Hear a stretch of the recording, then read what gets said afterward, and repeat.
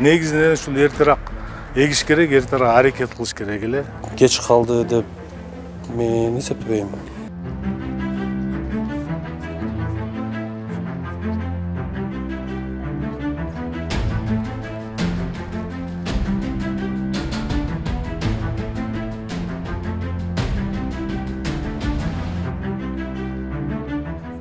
Азыр мынакей эң негизинен эле бардык эле гүлдөрү, эгилүүчү могу арчалар бардык эле даяр экен. Ушуну эртерээк эгип койсо, бул шаардын тургундары дагы эртерээк мынакей зеленкоз иштеп атат деген ойдо болуп, бир ар кандай сөздөрдү айтыла бербейт эле. Негизинен ушул эртерээк эгиш керек, эртерээк аракет кылыш керек эле. Азыр кичине кеч калып калыптыр. Азыр биз айтып атабыз. Эртерээк чыгып эккиледи. Күн кескин түрдө ысып кеткенине байланыштуу эми кеч калды деп сын пикирлер болуп атат. Бардык өз иш-чаранын убакыты бар.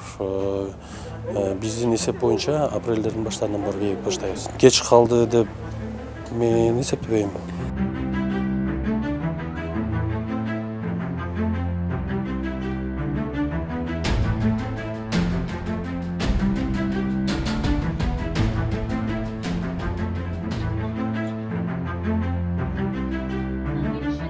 Музейдин иш алып баруусу канааттандырылык эмес. Себеби шаарыбызга бул областтын центри, канча деген адамдар келет. Мына курорттун этегинде турат. Канча деген сырт жактан коноктор келет. Музей деген бул шаардын тарыхын айтып берүүчү жер да. Анан бардык турган нерселер деле ошол чаңып эле, эптеп эле турат экен да.